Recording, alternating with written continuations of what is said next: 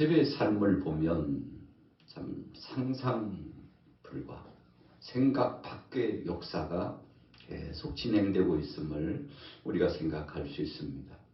우리가 인생 여정을 살아가면서 종종 그런 말과 그런 생각을 가질 때가 있죠. 참 내 마음대로 안 되네. 왜 세상이 이러는 거야? 사람들이 도대체 나한테 왜 그러는 거야? 여러분, 종종 인간 관계 속에서 살아가는 삶의 범주 속에서 생각 밖의 일들을 만날 때가 굉장히 많습니다. 그래서 성경에도 보면 하나님의 생각과 우리의 생각은 차원이 다르다고 분명히 말씀하고 있죠. 하나님의 섭리하심, 우리가 인생 여정을 살아가면서 우리에게 보여지고 들려지고 경험되어지는 것들이 때로는 이해 불가가 될 때가 많이 있다는 사실입니다. 그래서 이런 사실들을 생각하고 살아가면 좀 느긋해질 수 있고, 우리의 생각 밖에 하나님은 또 다른 계획하심과 섭리하심이 분명히 있다는 사실을 생각하고 나가면 좀 더 하나님의 그 뜻 가운데서 여유롭고, 또 더 나아가서 하나님의 뜻을 이해하기 때문에 우리의 심령의 평안의 역사가 찾아올 수 있다는 사실을 발견해 볼 수 있습니다. 요셉이 어렸을 때 보면 그는 채색 옷을 입고 자랐던 사람입니다. 아버지 사랑을 독차지하듯이 하면서 참 귀하게 성장한 바로 그런 아이였죠. 형제들이 그를 시샘했습니다. 오죽했으면 시샘하고, 또 아버지 심부름을 가지고서 요셉이 찾아왔을 때, 야, 저 고자지라는 저놈, 채색 옷을 입는 저놈, 야, 참 꼴불견이다 생각하고요. 때는 이때리 하고 요셉을 잡아서 죽이고자 그렇게 생각한 만큼 형제들의 그 생각과 그 삶의 범주에서 요셉은 마치 눈에 가시와 같은 그런 등장인물로 보여졌던 거 아니겠습니까? 그러나 요셉이 어찌 보면 좀 철없이 살아온 것 같기도 해요. 형제들이 좀 잘못한 것이 있으면 그거 가지고 아버지한테 쪼르르 찾아가가지고 아버지 형이 이래저래 해가지고 막 이랬다고 고자질을 잘했던 사람으로 그렇게 평가가 되기도 하고 있지 않습니까? 어찌 보면 철부지예요. 어찌 보면 너무 아버지 편에 서가지고 형제들 편에는 서지 않고 모든 것들을 보고서를 쓰는 동생. 참 어찌 보면 착하구나. 야, 아버지 편에서 그래도 마음의 중심이 잡힌 아이다. 한편에서는 그렇게 생각하지만 또 다른 한편에서는 참 안타깝고 괴로운 순간이고, 좀 적당히 했으면 좋겠는데, 좀 융통성이 있었으면 좋겠는데, 너무 고지식한 요셉을 보면서 형제들이 답답하고 마음에 들지 않고 속상한 그런 편도 적지 않게 있었던 거 아니겠습니까? 자, 그러나 그럼에도 불구하고 형제들도 그렇고 요셉도 마찬가지입니다. 장점이 있고 다 단점이 있는 사람들이었습니다. 그의 부모도 마찬가지였죠. 그러나 중요한 것은 우리가 허물 많은 인생으로 살아간다 할지라도 사실 하나님 앞에 우리 자신을 비춰보면 다 도토리 키재기고, 그 사람이 그 사람이고 이 사람이 이 사람이고 다 비슷비슷하지 않습니까? 개인적으로 보면 내가 최고인 것처럼 생각되지만, 그러나 하나님 편에서 보면 우리 자신들이 다 허물 많은 인생들이요, 죄로 말미암아 죽을 수밖에 없는 불의한 자들이라는 것이 분명합니다. 자, 그런데 중요한 것은 하나님께서 각 사람마다 다 계획하심이 있고 하나님의 선하신 뜻이 분명히 있다는 사실이죠. 그것을 그 시절에는 잘 알지 못해요. 어떤 때는 20년, 30년, 50년, 70년이 지나서야 우리가 참 철이 들어가지고 그때서야 부모의 심정을 이해하기도 하고 형제들의 형편을 살피기도 하고, 내가 그때는 왜 그랬는지 몰라. 참 철부지였어. 여러분, 오늘 본문 말씀을 보면 요셉의 형들이 좀 그런 생각이 조금 더 과했죠. 하나님께서 요셉에게 어린 시절에 꿈으로 비전을 심어주셨습니다. 그런데 그 꿈이라고 하는 것은 해와 달과 11별이 또 자신을 둘러서 있는 그 형제들의 볕단이 자신을 향하여서 절을 하고 있는 그런 광경을, 그것도 한 번도 아니고 2번씩이나 하나님께서 꿈을 통해서 그에게 비전을 심어주셨죠. 앞으로 미래에 대한 놀라운 소망을 주셨습니다. 그렇다면 아무리 좋은 것이지만 그것을 좀 마음속에 품고 간직하고 아버지 앞에 가가지고 아버지 어머니 온 주의 형제들 이웃들에게 향해 가가지고 제가 이런 꿈이 있었다고, 이런 놀라운 것을 하나님께로부터 받았다고. 여러분 여기저기서 이야기할 수도 있지만 그러나 조금은 절제된 심정으로 간직하고 있었다면 참 좋았겠다 싶습니다만, 그러나 요셉이 얼마나 신기한지요.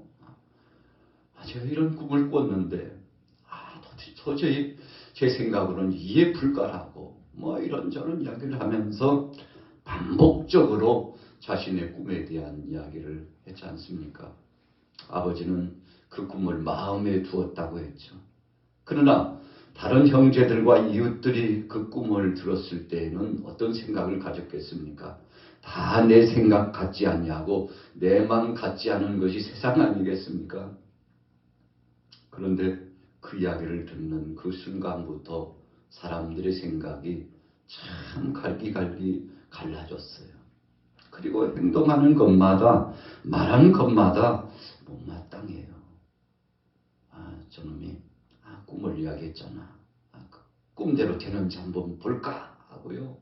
아주 삐딱하게 마음을 먹고, 그리고는 마침내 요셉을 구덩이에 던져놓죠. 꿈대로 되는지 봅시다요. 아이고 참, 우리를 얼마나 능욕하고 아버지에게 고자질하고, 저놈은 죽어도 싸죠? 이런 생각까지, 끔찍한 생각까지 갖게 된 거 아니겠습니까? 그러다가 형제들 간에 의견 충돌이 있어가지고, 우리가 동생 죽여서 뭐해, 안가품해서 뭐해, 보복해서 뭐해, 저 지금 길 가는 이스마엘 상인들에게 빨아버리자고, 저는 빨리 내보내버리고 앞으로 꼴을 보지 않으면 되잖아. 우리 눈앞에 없으면 되는 거 아니야? 그래도 형제들 중에 조금은 좀 선한 마음이라고 할까요? 그런 생각을 가지고 은이스벨 이스마엘 상인들에게 팔아버렸죠. 참 그날부터 요셉의 삶은 참 말할 수 없는 엄청난 것들이 그의 주위에 맴돌고 그를 고통스럽게 했습니다. 노예로 팔려갔죠. 이리 끌려가고 저리 끌려가가지고 팔려갔는데, 도대체 시위대장, 애굽의 바로의 시위대장 보디발의 집에 팔려갔는데 얼마에 팔려갔는지 몰라요. 종살이를 하게 되는데 내 인생, 내 삶, 내 운명이 어쩌다가 이렇게 됐나. 형들에게도 가정에서도 버림받더니 여기 와서도 곤욕을 치르고 살아가나. 여러분 요셉의 삶을 한번 보세요.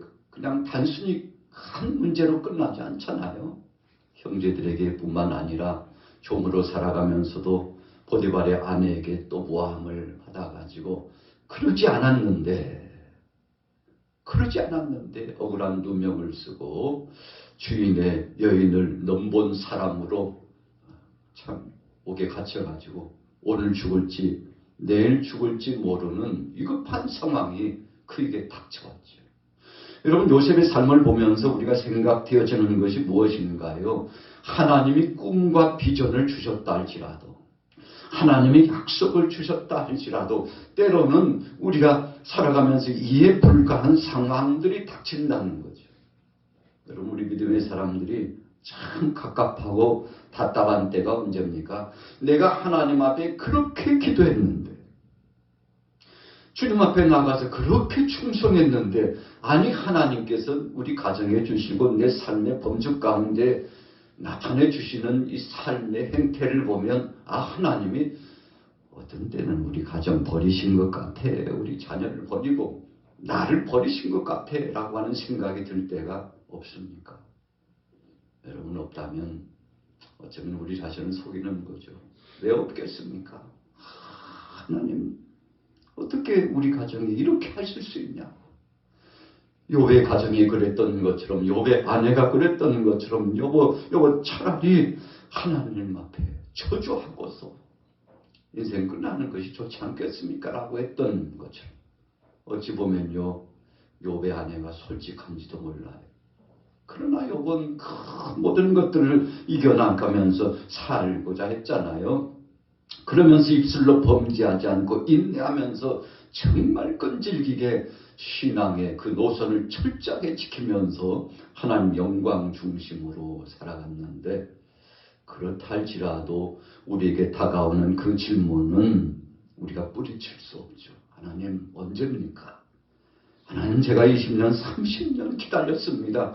하나님 주님 앞에 부르짖어 기도하면서 소원하고, 하나님 도대체 제가 뭘 그렇게 잘못했나요?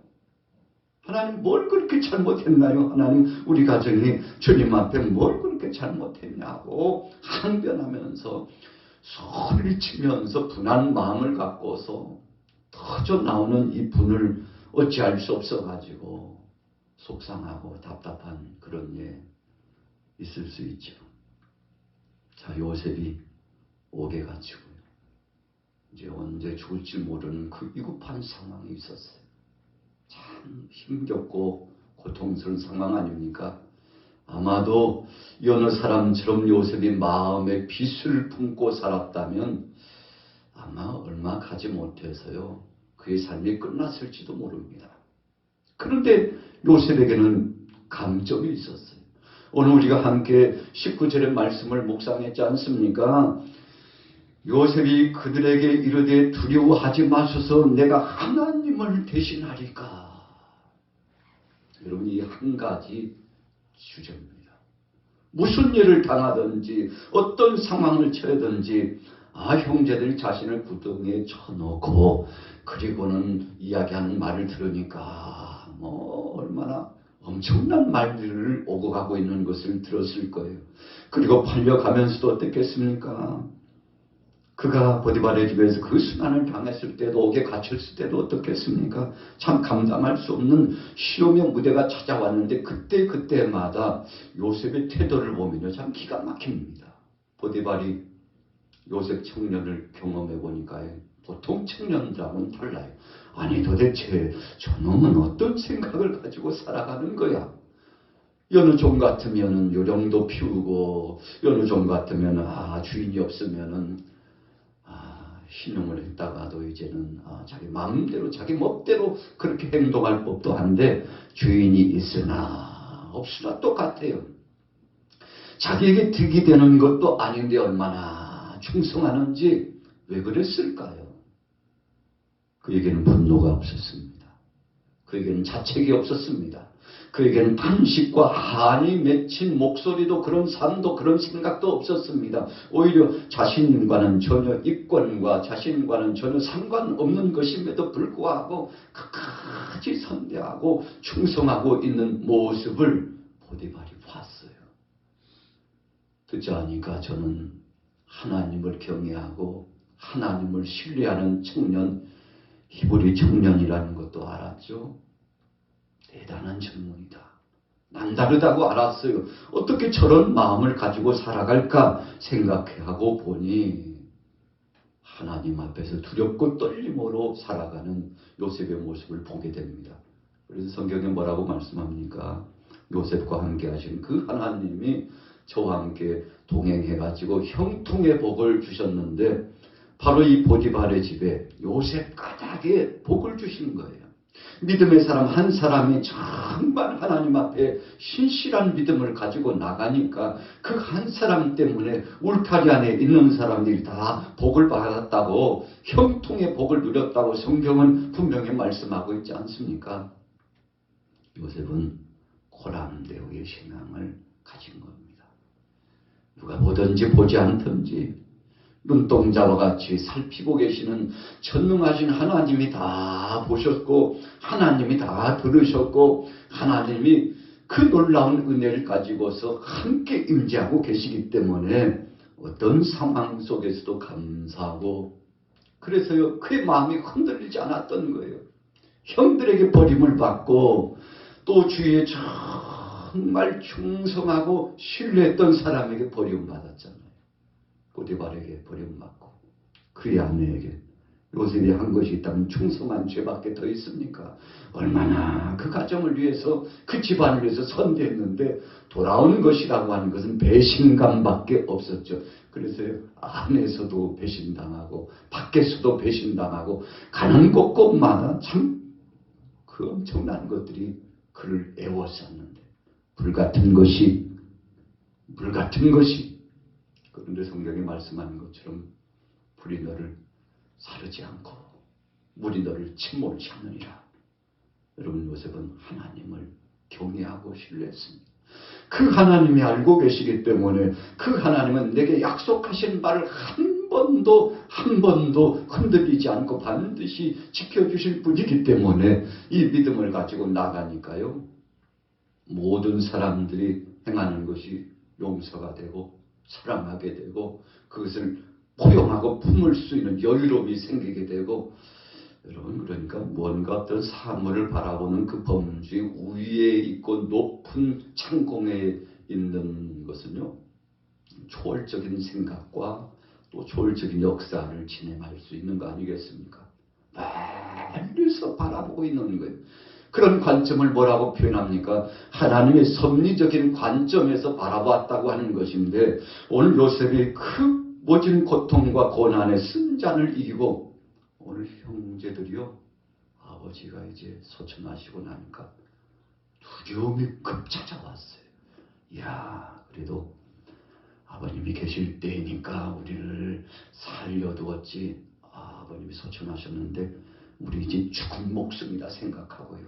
요셉을 불러가지고 아버지가 살아계실 때 여차여차해가지고 이렇게 우리를 선대하라고 아버지께서 유언의 말씀을 주셨다고까지 하면서 목숨 부지하고 살아보려고 애를 쓰는 이 형제들을 보면서 요셉이 어떤 태도를 갖습니까?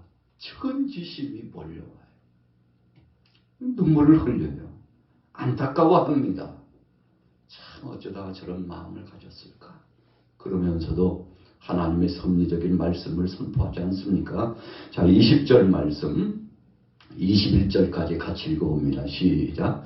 당신들은 나를 해하려 하였으나 하나님은 그것을 선으로 바꾸사 오늘과 같이 많은 백성의 생명을 구원하게 하시려 하셨나니 당신들은 두려워하지 마소서. 내가 당신들과 당신들의 자녀를 기르리이다 하고 그들을 간곡한 말로 위로하였더라. 다윗이 사울가를 통해서 얼마나 참 모진 고통과 쓰디쓴 쓴잔을 마시면서 살아왔잖아요. 사울왕이 다윗을 죽이려고 얼마나 추적하고 그를 괴롭혔는지 몰라요. 그런데 나중에 이제 다윗이 왕이 되고 정말 힘을 가졌을 때 이 사울과의 또 요나단의 그 가계보에 있어서 정말 그 가정을 위해서 선대하고 있는 다윗의 모습을 보게 되지 않습니까? 무비보셋을 선대해요. 쩔뚝쩔뚝거리면서 힘없고 약한 그를 선대해요. 그리고 자신의 밥상머리에서 함께 식사를 하고 그를 위하여 최고의 자리를 내어주게 되지 않습니까? 왜 그렇게 다윗이 그렇게 된 겁니까? 우리 인생은 하나님을 대신할 수 없다는 것을 그는 알고 있었어요. 그래서 사울왕을 죽일 수 있는 기회가 2번씩이나 있었지만 한편에서는 그의 옷자락만 베고 한편에서는 그의 소지품만 가져오고 또 그것을 사울왕 앞에 들어올리면서 왕이여 저를 한번 보세요. 저는 왕을 죽일 수 있는 기회가 이렇게 있었으나 저의 본심은 왕을 해하고자 하는 마음이 추워도 1도 없었다는 사실을 다시 한번 왕에게 내 마음의 보고서를 씁니다. 여러분 그랬더니 사울왕이 통곡을 하지 않습니까? 그 마음의 진심을 알지 못하고 위해하려고 했던 그를 선대하고 있는 다윗을 보면서 감복합니다. 여러분, 오늘도 요셉이 사랑하는 형제들에게, 형님들, 내가 어떻게 하나님을 대신하겠습니까? 나는 심판자가 아닙니다. 여러분, 바로 핵심적인 포인트는 거기입니다.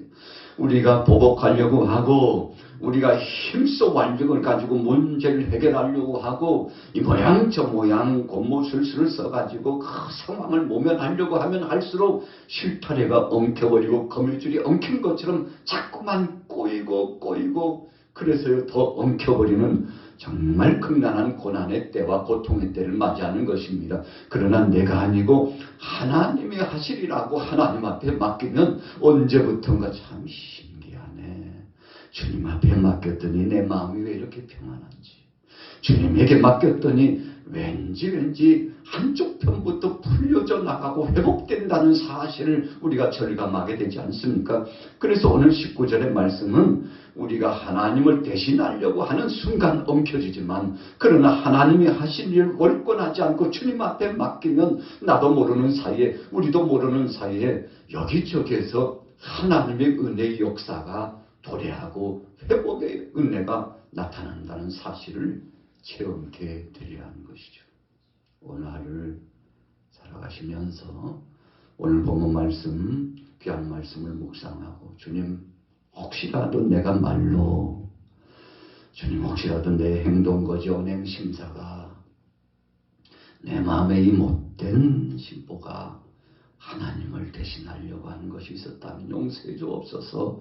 주님, 사랑할 수 있도록 하시고 용서하고 품을 수 있도록 하시고 하나님의 때를 기다리면서 인내할 수 있도록 하시고 기도함으로 믿음으로 승리할 수 있도록 역사해 주옵소서.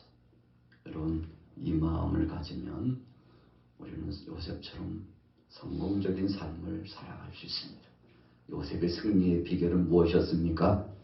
자기가 하려고 하지 않고 하나님이 하시도록 하나님께 맡기고, 시간은 좀 걸리는 것 같아도 참 성질 급한 상황이라도 하나님 때를 기다리겠습니다 하고 인내심을 가지고 갔다는 것이죠. 오늘 하루도 승리의 비결은 하나님께 맡기는 것입니다. 주님의 때를 기다리는 것입니다. 주님이 역사하신 그 순간까지 거쳐남는 일이 있어도 다윗이 하나님의 때를 기다리면서 하나님이 세우신 종을 향하여서 끝까지 선대해 갔더니 하나님이 이 모양 저 모양 척척척척 역사하셨지 않습니까? 오늘도 영광스러운 놀라운 은혜와 하나님의 섭리를 경험하게 되시기를 예수님의 이름으로 축원합니다.